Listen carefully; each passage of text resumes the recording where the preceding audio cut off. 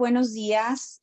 Bienvenidos a Sentido Existencial. Les saluda Bobby Bojorquez. Bienvenidos una vez más, otro miércoles con nosotros.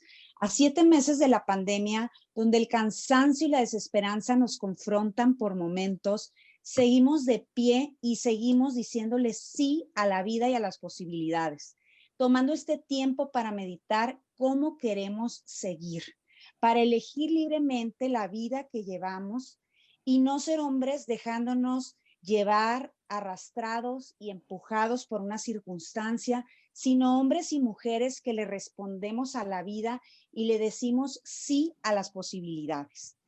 A continuación, Armonía Lizárraga nos va a presentar a Olga Loaiza y su semblanza. Gracias, Boggy. Nuestra invitada de hoy, pues ya todos la conocen. Ella es la doctora Olga Loaiza, es logoterapeuta, tanatóloga, psicóloga con doctorado en desarrollo humano. Nuestra querida Olga, te agradecemos por haber aceptado la invitación hoy a estar aquí con nosotros, y ella nos va a hablar de la filosofía en tiempos de pandemia, un tema en el que ella es una experta. Adelante, Olga. Gracias, Moni, Boggy, buenos días y buenos días para todos. Buenas tardes para los colombianos que nos visitan el día de hoy. Saludamos a Luz Martínez de Camla, a Marta Pruneda, diplomado en tanatología. Todos son bienvenidos. Alicia del Real, bienvenidos. Hoy hay foro chiquito, pero todos son bienvenidos. Misaime, me da mucho gusto tenerla aquí. Lo que pasa es que en la escuela tenemos juntas las 12, pero ya ven que la maestra anda de vaga por acá. Muy bien, filosofía en tiempos de pandemia. ¿De qué vamos a hablar? Vamos a hablar de la muerte. La muerte es nuestra invitada el día de hoy, mis queridos amigos, colegas, compañeros. Quiero empezar primero que todo presentando mi más sentido pésame para las alumnas, las personas aquí presentes en el foro que han perdido seres queridos en estos días muy cercanos, hermanos, familiares, esposos, por cuestiones de pandemia y por cuestiones de enfermedades naturales. O sea, además de los muertos de la pandemia, tenemos las personas que llevan un ciclo de deterioro o mueren por alguna situación intempestiva. Ayer hablaba con una de las maestras de Instituto Londres Miscoa, que falleció su abuelo, falleció uno de sus hermanos, y son situaciones muy duras que estamos enfrentando. Nuestro cariño aquí de parte de Sentido Existencial y todo el foro. Si tienen algún tipo de creencia, por favor, elevar una oración por el descanso eterno de estos familiares y seres queridos, que los amamos porque las amamos a ustedes y los amamos a ustedes, y para orar por el descanso eterno de estas personas. Como mencioné anteriormente, hoy vamos a hablar del tema de la muerte, ¿sí? Y ad hoc, mis queridos alumnos, filosofía en tiempo de pandemia, vamos a ver qué es lo que ha dicho la filosofía para el tema de la muerte. Lo que pasa es que el tema de la muerte es un misterio. La muerte no es un problema, los problemas tienen solución. Los muchachos no tienen problemas, tienen retos. Los adultos no tenemos problemas, tenemos retos que enfrentamos con una cirugía, con un buen diálogo, con un buen altercado, con una buena comunicación, en fin. La muerte es un misterio, y misterio viene de un griego viejo que significa mistes, que es iniciado. Luego va cambiando el significado y se va volviendo como algo oculto, algo que no alcanza a ser explicado por la razón, pero el misterio sí tiene una explicación por la intuición, por la fe, por la creencia. Viene del verbo mío que significa cerrar los ojos, porque ante el misterio cerramos los ojos o nos quitamos las sandalias. Recordamos a Moisés cuando estaba frente a la zarza que ardía y no se consumía. Iba el curioso Moisés que estaba pastando las ovejas de Jetro, su suegro, y dice la voz de arriba: Moisés, Moisés, quítate la sandalia, que la tierra que estás pisando es santa. Ese es el espacio, la tierra de la muerte. Es tierra santa. Es donde todo es sagrado, donde confluyen Dios o los dioses. No importa qué creencia tengas, pero lo importante es que sea terreno sagrado de Dios. Mío, cerrar los ojos, aunque originariamente era cerrar los labios. Y habrá momentos en que tengamos que cerrar los labios, pero habrá momentos en que tengamos que abrirlos. Acuérdense cuando Dios manda a Jeremías a predicar y Jeremías no sabe qué decir y por fin se le calientan los labios y la lengua y dice, es fuego tu palabra que mi boca quemó, mis labios ya son llamas y ceniza mi voz, da miedo proclamarla, pero tú me dices, no temas, contigo estoy. Así es. Tenemos que proclamar esto que estamos viviendo, esta situación de muerte, de angustia, de desolación, de preocupación con el tema de la pandemia. Por eso filosofía en tiempos de pandemia. Hay alguien que escribió, necesito, todos están oyendo, me hacen así, por favor, si me están escuchando. Muy bien. Y me están viendo también, ¿verdad? Todos me están viendo. Muchas gracias por su solidaridad. Se los agradezco infinitamente a todos. Tere Álvarez, bienvenida. Almita, bienvenida. Laura Olivares, yo le digo Laura Zapata, bienvenida. Muy bien. Entonces, fíjese, muerte originariamente viene del griego, tánatos. Ya aprendimos que Tánatos era gemelo con Hipnos, el dios del sueño. Por eso dormir es morir un poco. Cuando hablamos de muerte con los niños, no les podemos decir que el tío o la abuelita se fue a dormir, porque luego el pelado no quiere dormir porque cree que se va a morir. Entonces, muerte y dormir están muy relacionados porque Hipnos, que es el dios del sueño, y Tánatos, que es el dios de la muerte, eran hermanos gemelos. En latín es mortis, muerte, que podemos entenderla desde dos perspectivas. La primera perspectiva como un fenómeno natural. El ser humano va a morir, va a haber una cesación de las funciones biológicas, un afecto plano, un cerebro plano, nada de aire, nada de oxígeno en los pulmones, porque ahorita no me puedo poner a aclarar esta diferencia y este tipo de situaciones que se están presentando hoy con el alargamiento de la vida y los aparatos, como un hecho que tiene un lugar en el orden de las cosas naturales. Nosotros los seres humanos no somos como los animales que nacen, crecen, se reproducen y mueren. No, nosotros nacemos, crecemos, le encontramos sentido a la vida y sentido a la muerte y luego amorosamente, ojalá amorosamente y sin miedo, podamos entregarle el equipo al universo, a la vida, a la luz, a Dios.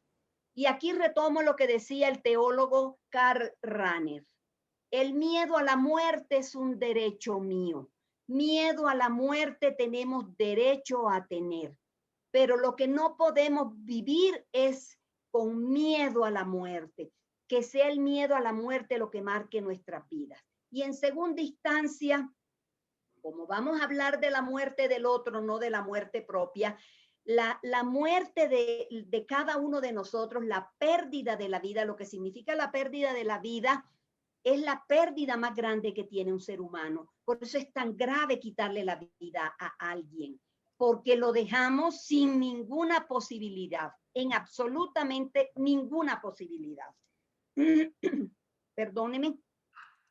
Vamos a hablar entonces, ¿alguien dijo algo? Vamos a hablar entonces de la muerte del otro.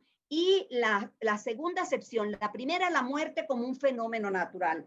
La segunda, en su relación específica con la existencia.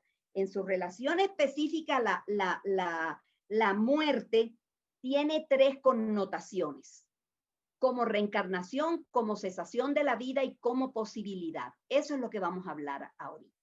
Entonces, la muerte como deceso, fin de la vida, eso lo testimonia efectivamente un médico, ¿sí? Me quiero devolver un poquito, estamos celebrando vamos a celebrar el lunes, bueno, a partir de, bueno, hoy es día de San Judas Tadeo, el santo de las causas difíciles. Por si tiene algún problema ahí atorado, háblele al güey a ver si de pronto se deja, porque es que San Juditas a veces es muy terco.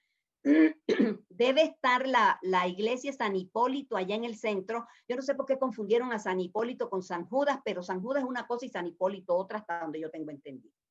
Y recordar para nuestros amigos extranjeros, colombianos, argentinos, debe estar Susanita, la argentina, por aquí, que México, país de tradiciones, país maravilloso, celebra con las cempasúchitls amarillas el Día de Muertos.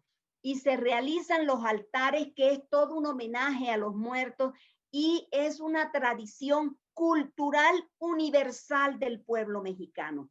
Esta tradición del altar arropa, cubre de Tijuana a Chetumal y de Veracruz a Acapulquito, querido, todo el territorio mexicano con los altares. Altares prehispánicos, altares post-hispánicos, o sea, antes de la venida de los españoles y después de la venida de los españoles. Lo que tú aprendes y te enseñan en este pueblo maravilloso es que los altares con cruces ya son altares indoctrinados, ya tenemos la tradición del cristianismo acá. No quería dejar de mencionar eso del Día de los Muertos. El lunes, el domingo, el sábado, desde el sábado empezaremos a hacer las oraciones por nuestros seres queridos que han partido. Me encanta esta parte en donde tú vas al pueblo de Mixqui, he ido al pueblo de Mixqui, y la gente literalmente cree que vienen. Y que se toman su cervecita o su champurrado y se comen su comidita, eso es cierto, porque la tradición hay que respetarla. El ser humano es un ser tremendamente rítico. Vamos entonces a empezar la muerte en su segundo punto, más allá de la muerte como cesación de la vida, les estaba diciendo, como iniciación de un ciclo de vida, o sea, el tema de la reencarnación que no aplica para judíos y cristianos. El segundo punto, como fin de un ciclo de vida, muchos filósofos que tocan el tema, y luego como posibilidad existencial. La muerte entra la muerte entra en la reflexión filosófica solo después de Kierkegaard. Kierkegaard, estoy hablando de 1813-1855. Tengo una presentacioncita, pero cuando es una hora y es cortito y usted puede preguntar y le puede decir a Ambogi o a Moni que quiere decir algo, le abrimos el micrófono o escriba y pregunte. Entonces no los quiero distraer con el power, sino que yo hablo y si luego quiere el power, aquí lo tengo impreso y luego se lo mando, no pasa nada. Aquí peace and love y Dalai. Entonces, la muerte como iniciación de un ciclo de vida es tradición antiquísima, tan antiquísima como el judaísmo mismo o el hinduismo mismo. Los filósofos griegos empiezan su tradición de creencia, que ya sabemos que la filosofía inicia con Tales de Mileto, Tales en la isla de Mileto, quien se hace la pregunta clásica, ¿qué es lo que hay en el principio? En el arqué. Aquí un dato importante a manera de recordación, de recorderis, ¿sí? No de como decía Platón, la reminiscencia, la inmortalidad del alma. La inmortalidad del alma la trajeron y la incorporaron los filósofos griegos a todo este saber. ¿Qué es lo que va a hacer la filosofía entonces? Saludo desde Cali, Colombia. Mago Vais, bienvenida, muchas gracias. La Mago me mandó un audio de una filósofa colombiana y ahí le tomé algunos datitos.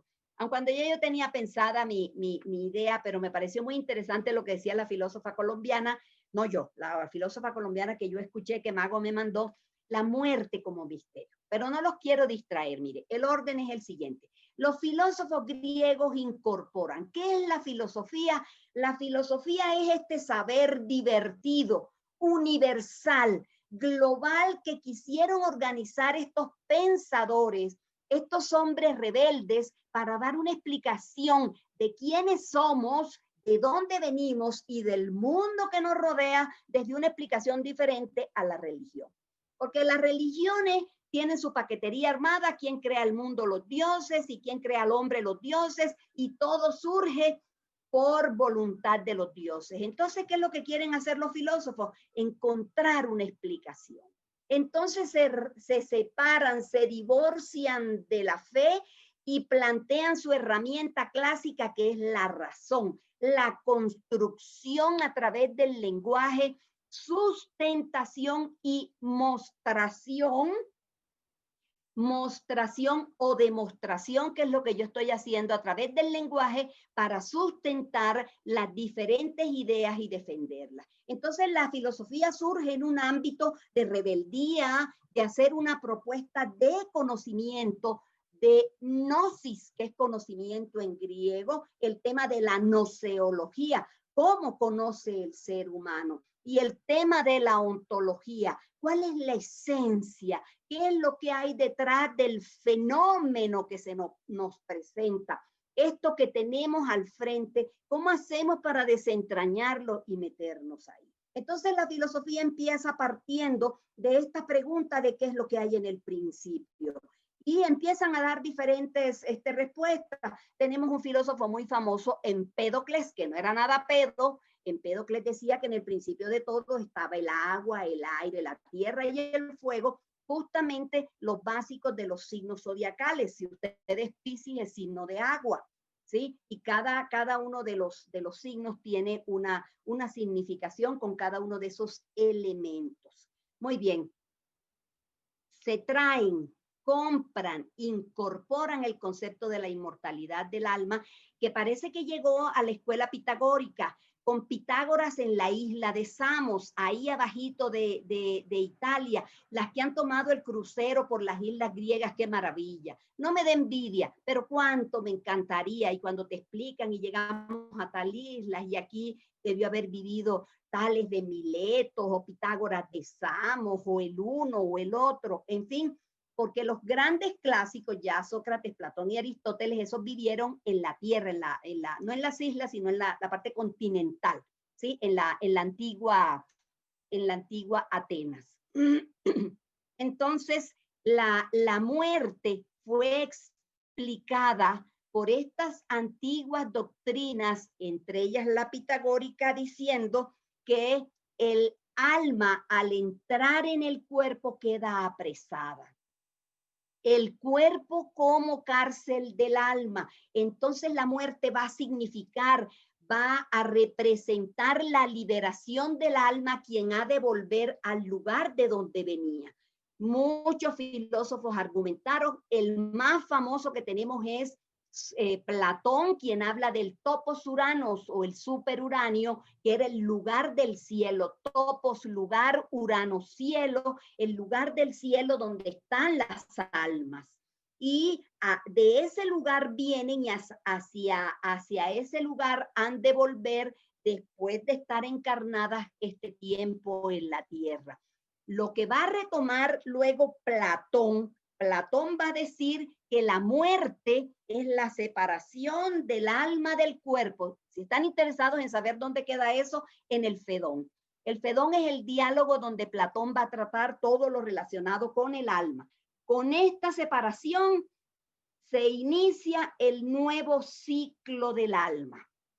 Entonces Platón pensaba que es muy importante esta parte de explicar que cuando el alma está en el topos uranos, en el lugar del cielo, el alma que era inmortal todo lo sabía. Aquí en Platón se junta mucho el tema del conocimiento, el tema de la creencia y el tema de la ontología. La ontología, que es el estudio del ser. Quien va a profundizar eso va a ser Aristóteles.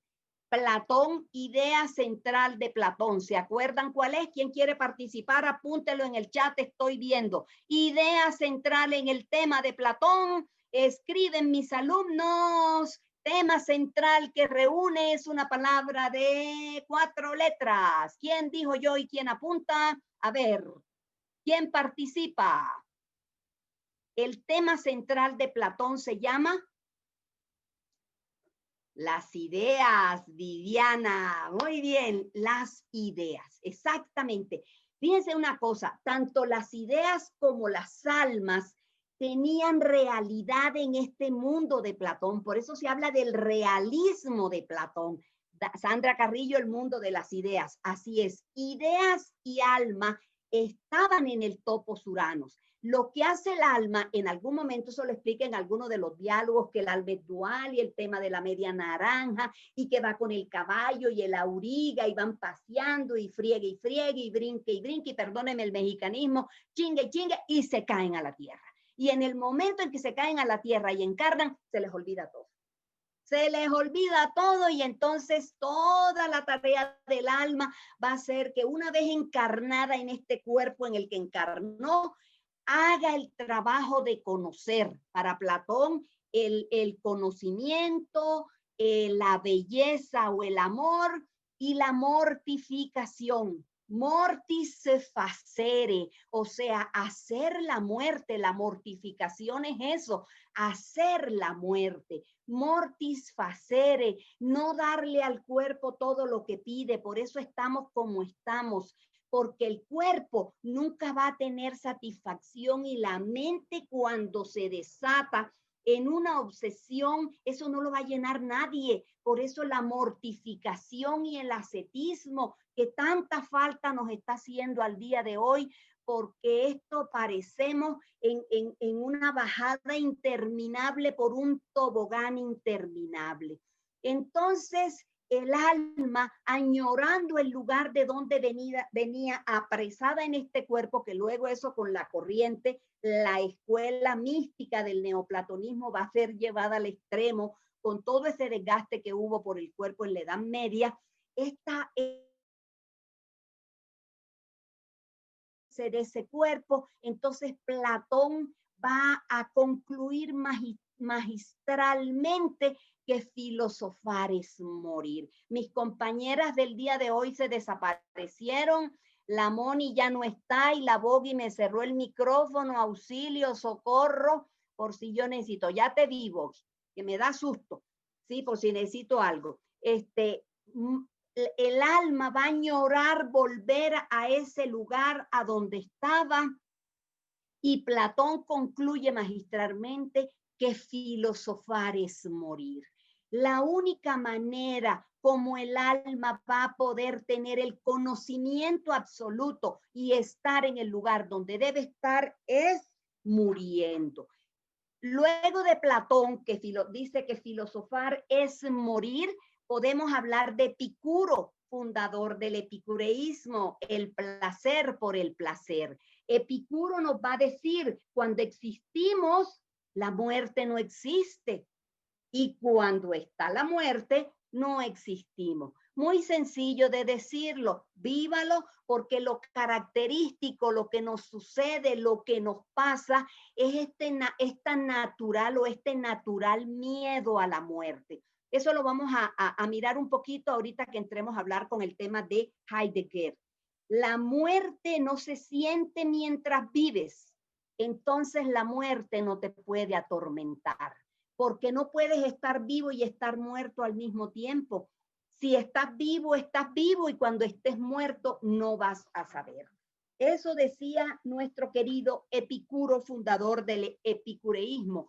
Epícteto, el esclavo cojo, años 50, era romano. Los romanos popularizaron la filosofía.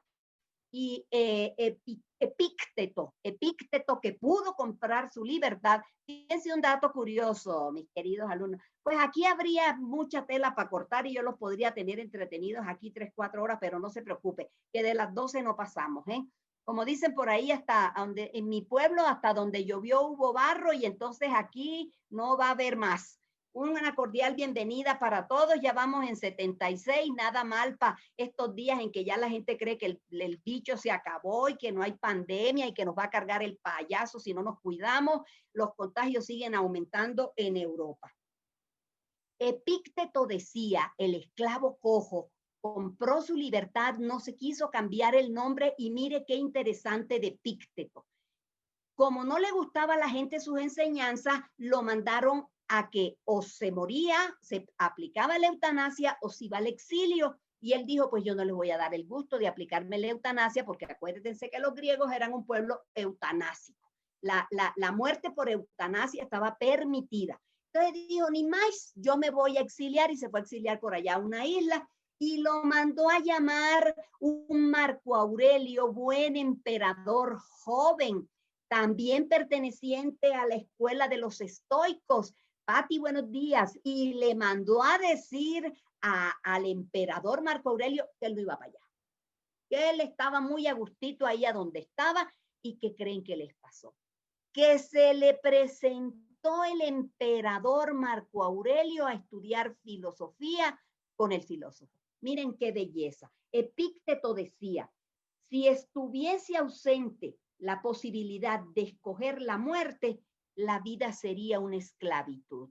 Y este hombre sí sabía lo que era esclavitud. Estamos también ubicándonos en un imperio griego romano, nos estamos ubicando en una cosmovisión y en una construcción del concepto de identidad o de persona completamente distinto a lo que conocemos hoy. La única forma de conservar la libertad es estar siempre dispuesto a morir. Entonces, mis queridos oyentes, al día de hoy, los de Facebook Live y los de por allá y los de por acá y los que están aquí frente a mí, es una buena oportunidad, ahorita que viene el Día de Muertos, reflexionar sobre la muerte. La muerte no es nuestra enemiga. Que nos da miedo, sí, es nuestro derecho a tener miedo, pero no podemos vivir con miedo a la muerte. El reto es aprender a vivir sabiendo que esta es una realidad, en primero. Y en segundo, tenemos que dejar partir a nuestros muertos. Hagamos el rito que necesitemos hacer, un diálogo, una vela, una oración, una peregrinación. Ahorita sé que muchos cementerios, panteones están cerrados, están dirimiendo si abren o no abren, si van a abrir, eso va a ser un contagiadero. Qué barbaridad, estamos verdaderamente en una sin salida, con unos problemas muy, muy delicados. Por ejemplo, imagínense, no sé si hay hermanos judíos en la sala, los judíos no pueden cremar sus cadáveres. Si un judío muere de COVID, la ley, lo que manda el gobierno, Coco, buenos días, lo que manda el gobierno es que se cremen. Miren qué dilema tan grande para nuestros hermanos judíos, esta parte en donde, ¿qué van a hacer? Sí, porque el ser humano no solo vive de leyes, el ser humano también vive de creencias. Somos seres ríticos. El rito es fundamental en la vida de nosotros. Entonces, siguiendo con Epícteto, acuérdense, la única forma de conservar la libertad es estar siempre dispuesto a morir. Y otra dimensión de esta de la muerte no es solamente la privación de la vida. Tenemos que ser capaces de morir a los amores tóxicos, a las relaciones tóxicas. Tenemos que ser capaces de morir a la dependencia. El reto que yo me he puesto en esta pandemia es darme cuenta de cuántas cosas no necesito para vivir, por Dios. ¿Sí? Ya hasta ni trabajar quiero, nada más quiero tener tiempo para leer mi filosofía y preparar la Edad Media y la patrística y a San Agustín y a Santo Tomás, porque eso me apasiona. El dinero debe ser un medio para conseguir y satisfacer necesidades y nada más. Y la próxima patoneada que me voy a dar y me voy a instalar en la casa de Dobby y desde allá voy a dar las clases que tenga que dar. Ya Dobby me está invitando, ya ves. Morir, mis queridos señores, a malquerencias, a viejas creencias. Es tiempo de matar odios, de erradicar resentimientos como cucarachas, de echarle el baigón a lo que nos ha lastimado y hemos resentido. ¿Qué te toca hacer a ti, amigo, hermano, compañero, colega? Barrer el lado de la calle que te toca. De esta pandemia, dice el Papa Francisco, vamos a salir mejores o peores personas, pero no las mismas. Hoy me acaba de decir mi niña querida, mi Sandrita, que canta, que le armaron un mitote y la publicaron en Facebook y perdió su trabajo. Esa es gente que va a salir peor de la pandemia.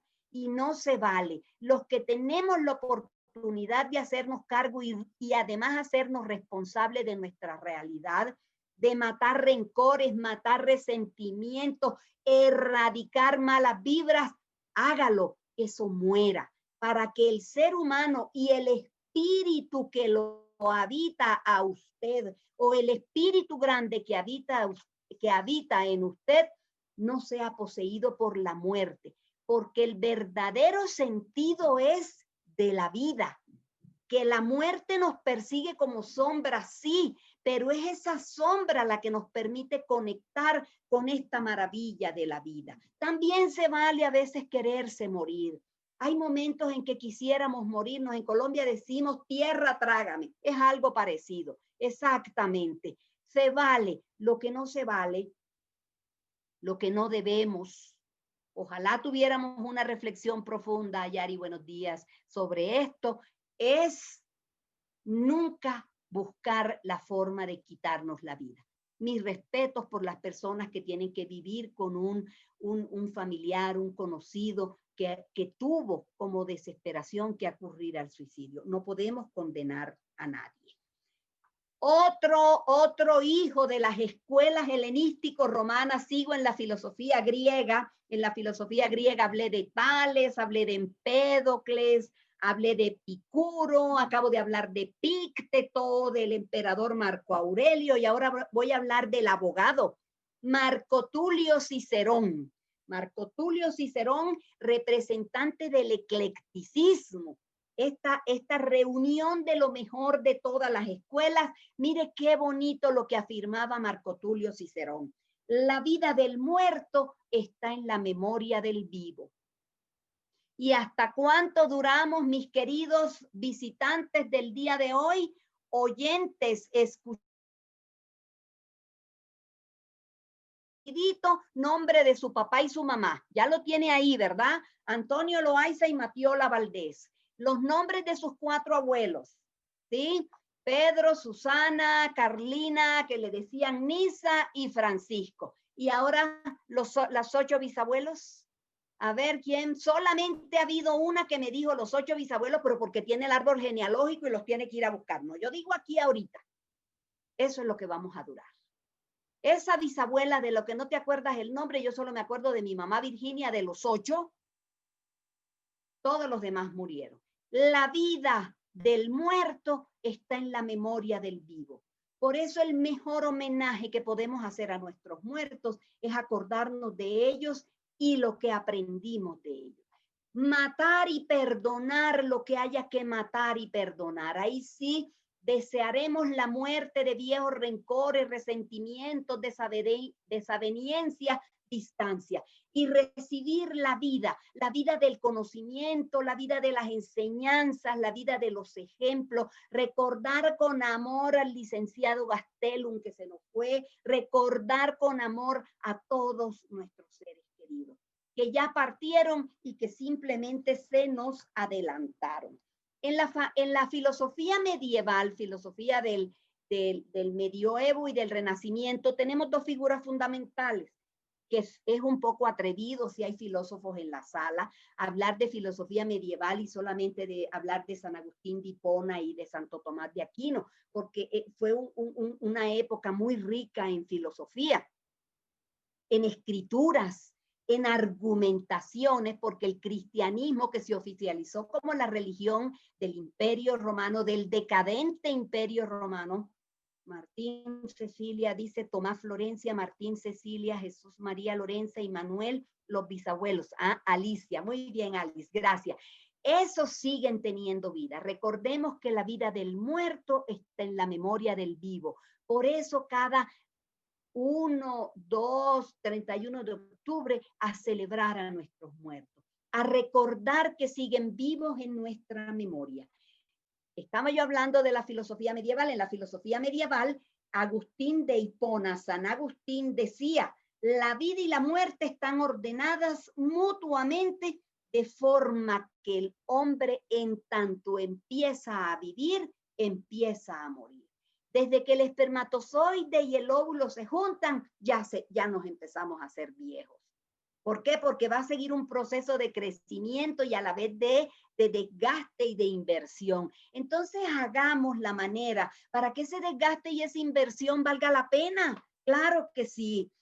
San Agustín se dedicó a defender la inmortalidad del alma frente al cuerpo. La inmortalidad del alma es un acuerdo, una creencia de la gran mayoría de las religiones. Es decir, que preexistimos, señores, y que la muerte es simplemente un significado y una renuncia a este cuerpo. No que necesariamente tiene atrapada el alma, porque eso trajo muchos problemas y los neoplatónicos llevaron eso al extremo.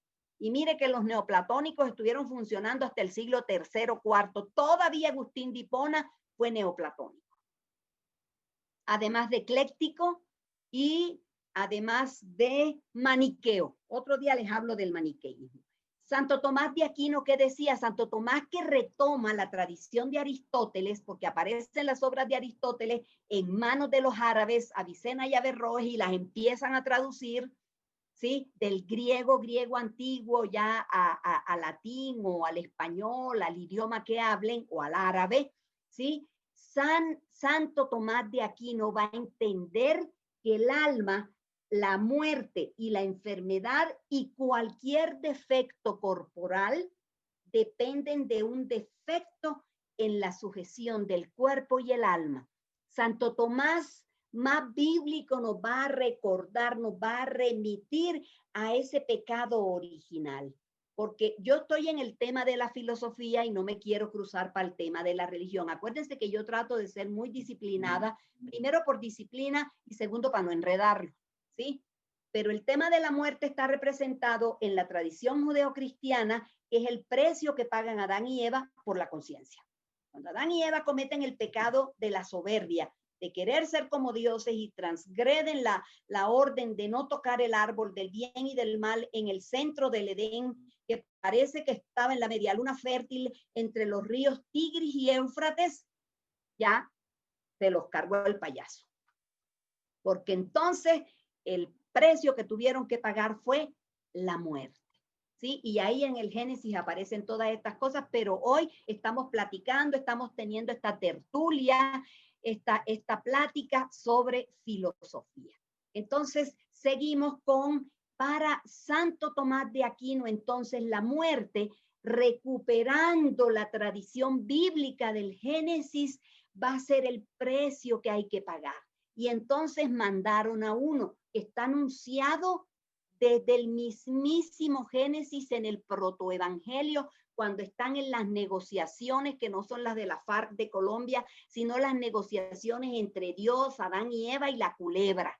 Y el protoevangelio, que es por primera vez cuando anuncian al Mesías. Pongo perpetua enemistad entre ti y la mujer, entre su linaje y el suyo, y ésta te aplastará la cabeza y tú morderás a ella solo el calcañal. Es decir, cómo este mensajero que prometen y que envían va a venir a reparar este tema de la muerte. Por eso ahora sí, para el público netamente cristiano de cualquier denominación, hermanos protestantes, católicos, ortodoxos, griegos, menonitas, todos los que quieran, la muerte desde la fe no debe representar mucho problema, ni más bien misterio. Una reflexión y poder ser capaces de entregarnos con tranquilidad hasta donde podamos al dueño y hacedor de la vida, como ustedes lo quieran llamar, Hashem, Yahvé, Elohim, Adonai, Dios, Alá, el nombre que usted quiera. Muy bien. Santo Tomás creía que el hombre que poseía el nous es el espíritu, ya no habla de alma, es espíritu, alma y cuerpo. Cuerpo, alma y espíritu. A ver si por aquí tengo la trampita, si la debo tener por aquí, nada más debe tiempo. Aquí está la trampita. En la logoterapia, cuerpo, alma y espíritu. Santo Tomás decía que el hombre en posesión del nous posee algo en lo que no participan las otras formas de vida. Es decir, los únicos que tenemos nous o nus o espíritu somos los seres humanos.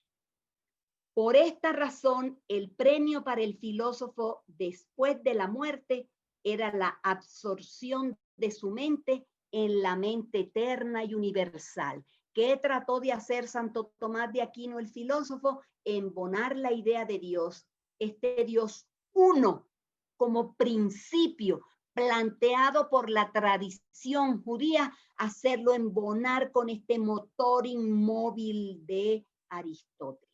Un reto bastante grande. Ayer Tete nos decía una cosa maravillosa. Las tres religiones monoteístas tuvieron el mismo problema. ¿Cómo hacer embonar toda esta tradición griega, filosófica, politeísta, con unas costumbres muy específicas? ¿Cómo hacerla embonar con las tres grandes religiones monoteístas de la tierra? Judaísmo primero, 5.000, casi 6.000 años. Cristianismo después, más de 2.000 años, y el islamismo, porque el islam tiene el mismo Dios y los tres profetas, Abraham, Isaac y Jacob. Tenemos los tres mismos profetas. Ayer explicamos esto. Yo tengo que seguir por lo pronto con mi rollo por acá.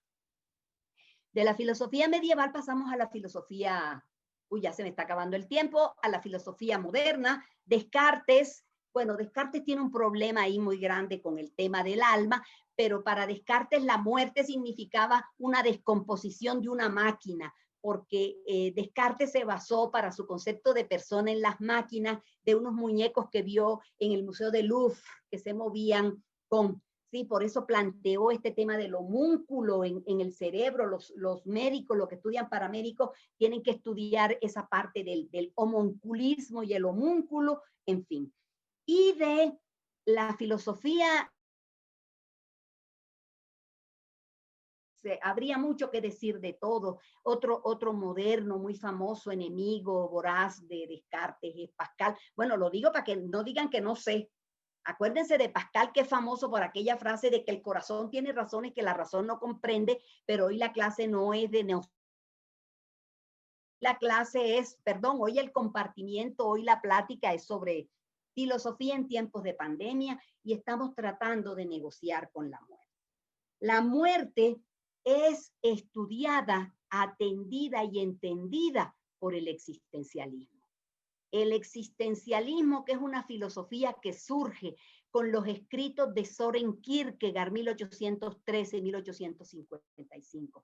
¿Quiénes la van a retomar? Fundamentalmente dos grandes filósofos. Heidegger, el filósofo alemán Heidegger, copartidario de Werner, y Karl Jaspers, Carlitos Jaspers, que ya hemos hablado de Carlitos Jaspers. Karl Jaspers representa la orientación católica del existencialismo. ¿Y qué dice de la muerte? Dice que la muerte o la entiende como una situación límite. Situación límite, la muerte ligada a la naturaleza humana en cuanto tal e inevitablemente dada en su ser finito. Somos seres finitos, falibles y temporales. Eso es lo que nos viene a recordar la muerte. Estamos en el tiempo y el único tiempo que cuenta es este. Acuérdense lo que le dice Rafa Gaviota a Juan Salvador Gaviota. Si superamos el tiempo, nos quedará solo un aquí. Si superamos el espacio, nos quedará solo una hora, o es al revés. Y entre el aquí y el ahora, ¿no crees que podemos volver a vernos un par de veces más? El único tiempo que tenemos es este. Entonces, por favor, tratemos de reconciliarnos con él. Porque como he dicho en otras ocasiones, no estamos muertos, estamos vivos. Abracemos y bendigamos a nuestros muertos y dejémoslos, permitámosles que sigan su camino, que caminen despacio para que cuando nosotros entremos en ese camino, los podamos acompañar y caminar con ellos. Yo tengo mi negociado con la muerte, le he pedido al jefe que no permita que yo me muera hasta que mi madre no se muera. 99 años tiene doña Mattioli, va para 100, ahora sí que es feliz de la vida, ¿sí? Ahora sí que no sé qué tan asustada esté, pero tengo ese negociado y esa petición y confío, pero que él disponga. Finalmente él sabe organizar el mundo mejor que yo. Entonces permitámosle a nuestros seres queridos que ya partieron, hagamos esta negociación en estos días de Día de Muertos, para que nuestros seres queridos que ya partieron tengan presentes que luego los vamos a ir a alcanzar cuando nos toque a nosotros. ¿Cómo va a entender el existencialismo la muerte como posibilidad? Pero antes termino con Jaspers. La muerte como la no existencia, como el final de todo, siempre encuentra al hombre antes de que alcance sus fines. Siempre encuentra al hombre antes de que alcance sus fines. Por eso, técnicamente hablando o hablando desde el existencialismo como posibilidad, y en esta frase que dice Jaspers, de que la muerte siempre alcanza al hombre antes de que haya alcanzado sus fines, literalmente así explicado desde esta frase, nadie está listo para morir, mis queridos visitantes del día de hoy. Nadie está listo para morir. Siempre todos tenemos pendientes y nos amarramos con el esposo y nos amarramos con los hijos. Yo me amarro con los alumnos, yo me amarro con Matiola, nos amarramos con los nietos, nos amarramos con el viaje a la China que no pudimos hacer, pero lo haremos el año entrante. Nos amarramos con la cirugía del ojo, nos amarramos con el poquito de Botox para buscar un poquito de estiramiento y ahí estamos amarrados, como malabaristas pegados de la cuerda, porque el homenaje es a la vida, no a la muerte. Y por último, Heidegger que habla de la posibilidad. Dos temas centrales en la filosofía de Heidegger con relación a la muerte. La angustia ante la muerte. El reto que tiene todo ser humano es resolver la angustia ante la muerte. Ni Heidegger ni Jasper dicen cómo. ¿Quiénes van a decir cómo? Les tengo dos cómo sobre cómo, perdónenme la redundancia, resolver el misterio de la muerte. Porque a mí me gusta darle cosas concretas para que usted reflexione fundamentalmente. Si no está de acuerdo conmigo, no pasa nada. Luego nos tomamos un café, nos picamos los ojos y nos jalamos el pelo. Me estás debiendo ahorita que se pase la pandemia porque vamos a andar en bicicleta. Acá te estoy esperando y las que se quieran pegar y nos vamos para allá a comer a donde está el conejo y la trucha. ¿Qué dice Heidegger? Dice que la muerte, ¿dónde está Heidegger? Heidegger dice que la muerte es la imposibilidad de toda posibilidad. ¿Qué es la existencia? La existencia es posibilidad. ¿Qué es la muerte? La imposibilidad de toda posibilidad. Y desde esta comprensión o aprehensión de la posibilidad, podemos entender que un ser humano, con tal de seguir vivo, se haga lo que se hace. Ya les he hablado de mis antiguas visitas al Hospital Infantil de México. No sé si hoy entró la Pazzacani. Niños, si usted se va, el peor de los escenarios en estos hospitales es el de traumatología. Niños con amputaciones por cáncer en los huesos, es una cosa verdaderamente trágica, ¿sí? Pero se hacen esos procedimientos y se hacen esas cosas por amor a la vida. Ese es el final, esa es la idea, porque el homenaje es a la vida. Entonces, ¿cómo se resuelve este tema? Este tema lo vamos a resolver con ¿qué propone el doctor Víctor Frank? El sentido de la vida. Haga algo, ame a alguien y tome postura ante su propio dolor, la culpa y la muerte de sus seres queridos, y la muerte no te va a aterrar. Entretente en servir y amar. Necesitamos mucho servicio.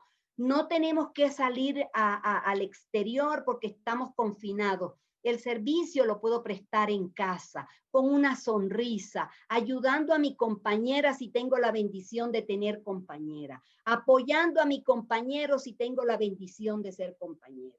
Y si usted vive sola como yo y Tete, o como Tete y yo, agenciando y pudiendo hacer lo que podemos hacer por los otros, tenemos que salir al súper, sonreír, agradecer, regalar o pagar un poco de más al taxista, al que nos sube los paquetes al coche, a la persona que encontramos en la calle pidiendo una limosna. Veo que las limosnas y el regalar a los hermanos que están más desprotegidos ha aumentado. Vieran la cara que ponen, la sonrisa que te dan, las gracias que te dan. Y la otra, la logoterapia. Otro día hablamos, ya hemos hablado mucho de logoterapia. Y por último, la muerte como misterio. Las únicas que se han hecho cargo de la muerte son las religiones. La filosofía no da resultado. La filosofía no ofrece resolución al tema de la muerte. Mis queridos oyentes, la muerte se resuelve en la creencia, en la fe. No importa qué credo, no importa qué religión, no importa en cuál o en quién Dios creas. Lo importante es que la muerte la vamos a poder entender con la creencia en el más allá. Son las religiones quienes se han hecho cargo de la muerte. Y la muerte, como es una condición dura, una situación límite, la muerte es inabordable. De las formas que tenemos para acompañarnos en el dolor de la pérdida son los ritos. Los ritos son muy importantes. El ser humano es un ser rítico, lo decía al principio, ¿sí? Por eso el culto, los cultos, los ritos están vinculados a la tierra. La religión y la cultura tienen que ver con la tierra, con lo que se siembra. Y todas las religiones, absolutamente todas, tienen un tema que es la escatología. Escatos es fin. La escatología es la parte de la teología que tiene que ver con la muerte y lo que hay en el más allá. Se ha encontrado en estudios que se han hecho que las personas por lo menos 2 veces al mes a los ritos, aunque sea por plataforma, son personas que viven mejor, se enferman menos, son personas que sirven más a la comunidad, a la sociedad, tienen menos proclividad al suicidio y son personas que son capaces de gestionar, de vivir, gracias Pam, la muerte de manera más natural. Por eso mencioné a Karl Rahner, el teólogo. El miedo a la muerte es un derecho mío. Usted tiene derecho a tener su propia, el miedo a la muerte. Eso es natural. Entonces, antes de